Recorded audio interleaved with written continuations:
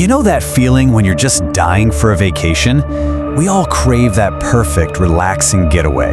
Whether it's a secluded cabin in the woods, a five-star luxury resort, or just a romantic moonlit beach, travel is supposed to be our ultimate escape from the everyday grind. But sometimes the dream destination can unexpectedly turn into a terrifying fight for survival. Welcome to This Explainer, where we are diving headfirst into the dark side of travel. Okay, let's dive into this. We're going to explore 4 chilling, absolutely true travel encounters that prove danger can literally lurk anywhere. Through the analysis we've put together for you today, you'll see exactly how fast a completely standard vacation can unravel, and why maintaining your situational awareness is absolutely the most important thing you can pack. Case study number 1, the unwanted house guest, a secluded rental nightmare. So, picture this. A husband travels for work and decides, hey, let's bring my wife along for a mini vacation. They rent this beautiful, secluded house surrounded by trees. It's pretty small, but it has this massive basement filled with storage boxes. Now, the very first night, the wife wakes up absolutely terrified. She is completely convinced that someone is standing in the dark corner of their bedroom, just watching her sleep. Notice how the tension builds here through really subtle, almost gaslighting clues. The next day, she's exhausted, takes a shower, and comes out to find her neatly stacked clothes are now half folded and moved into a single row. Worse, a pair of her socks is just entirely missing. That night, they both hear footsteps. The husband checks the house, finds a closet door wide open, but, chalks it up to the house settling. This is a classic example of normalcy bias. Our brains naturally try to rationalize away danger, like blaming an open door on old hinges, rather than accepting a terrifying alternative.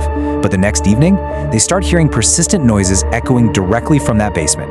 The husband finally decides he's going to prove the house is safe once and for all. He walks down into the basement, and it's illuminated by this super dim, creepy yellow glow. He looks around the boxes. Just as he's about to head back upstairs, he spots a man wearing a red hat standing perfectly still in the corner. For a split second, the husband actually thinks it's a hat rack, or actually scratch that, he thinks it's a mannequin. He takes a step closer, and then the man blinked. Pure panic sets in. He sprints upstairs and tells his wife they need to get to the car right now. It's a totally frantic escape.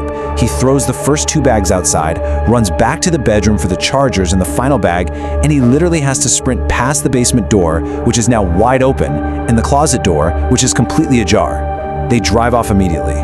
The most chilling realization here, this complete stranger had literally been wandering the house with them, watching them sleep all weekend long. Let's move to our next case study and see how this builds. You might think being isolated in a cabin makes you vulnerable, right? But what if you're staying at a world-class, highly populated resort? Does luxury actually buy you safety? Case study number 2, Stalked in Paradise, the Costa Rica resort. A traveler takes a woman named Julie on this amazing trip to the Four Seasons in Costa Rica. It's incredibly beautiful, totally high-end, and for the first 3 days, it is the perfect getaway. But late on night 3, that illusion of absolute safety violently shatters. This is exactly where vacation brain can be so dangerous. It's that psychological state where an unfamiliar, luxurious environment drastically lowers our natural defenses. The stalker's terrifying escalation actually begins at the hot tub late at night, where they catch a crouching figure spying on them through the tropical bushes. Then, on the dark jungle path back to their room, they hear this bizarre, human-made buzzing and grumbling throat noise coming from the trees. Super unsettling. The next day, an oddly pale man dressed as an employee takes a photo of them on the beach and just vanishes, never speaking to any other guests. Finally, at 1:30 in the morning, the traveler wakes up to the unmistakable sound of a camera shutter. He looks at their screened-in patio and sees a solid black human silhouette standing right there in the pitch dark. The couple immediately calls security, demands a new room, and locks themselves inside. The next morning, they are out of there, fleeing to the airport early. But before they leave, the front desk confirms their absolute worst fears using video surveillance. The tapes showed a strange man wandering the massive resort grounds, but he wasn't taking pictures of the beautiful scenery. He was exclusively stalking and photographing this specific couple. Unbelievably creepy, right? But let's shift gears for a second. Imagine the primal fear of not being attacked at your destination, but getting stranded in the middle of a journey, completely isolated from civilization. Case study number 3, Stranded in the Fog, a desolate Pennsylvania detour. A man is driving overnight to surprise his parents in Massachusetts. He dozes off for just a second and rolls his car into a ditch, surrounded by this thick, disorienting wall of Pennsylvania fog. He's exhausted, confused, and has absolutely zero cell service, completely stranded. So when a truck emerges from the fog, it feels like a total miracle. An older couple offers to help, but predators so often use the illusion of the helpful stranger to bypass our initial defenses. The reality of this ambush quickly sets in. The large man grabs a heavy chain from the truck bat. Meanwhile, the older woman, who smells just awful, starts physically bullying the driver. She's aggressively bumping into him, going on this completely bizarre rant about the government and forcing him toward the back of the truck bed where a huge tarp is covering something. This is where the tension just peaks. As the victim's back is turned to look at the tarp, the old woman suddenly screams the name Paul. Instantly, a third, younger man lunges out from underneath that tarp holding a knife, trying to grab him. It was a completely coordinated trap. The victim somehow manages to dodge the knife, falls backward, and just books it into the pitch-black woods as fast as humanly possible. He's hiding in the freezing forest, literally holding his breath. And the most chilling part of the whole ordeal?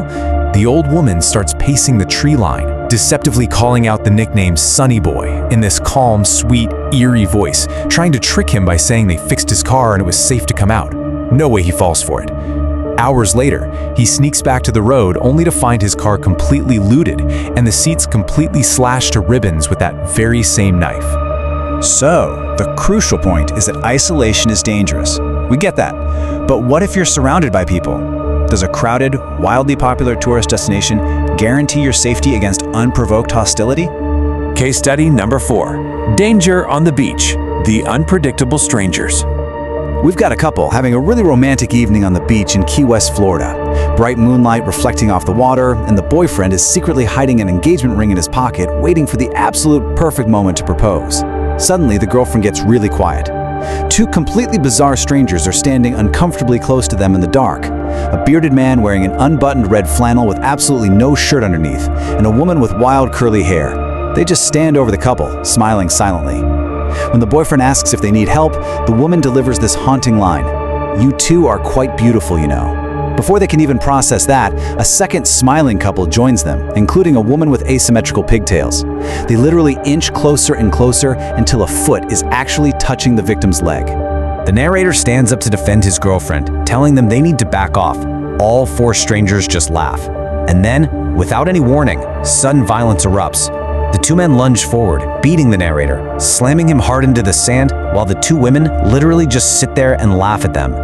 As he's being beaten into the ground, the narrator watches in pure horror as one of the attackers starts frantically fumbling through the pocket of his red flannel, clearly reaching for a weapon. It's a sheer fight or flight moment. The narrator throws a desperate, incredibly hard kick directly into the ankle of one of the laughing girls next to him. She stumbles hard into the sand. This creates just a split-second distraction, but it's enough.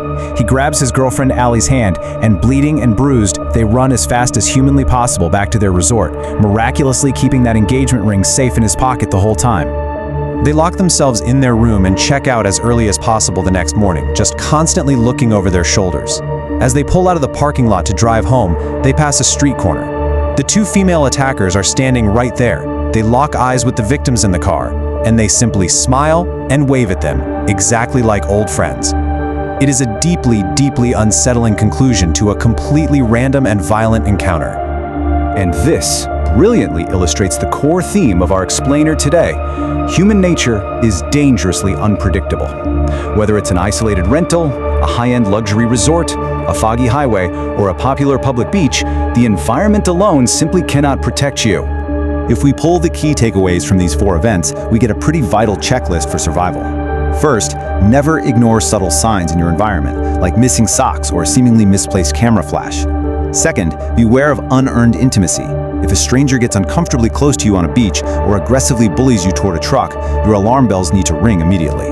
Third, maintain absolute situational awareness in transitional spaces, like dark jungle paths or isolated highway detours. And above all else, always trust your gut instinct when something just feels off.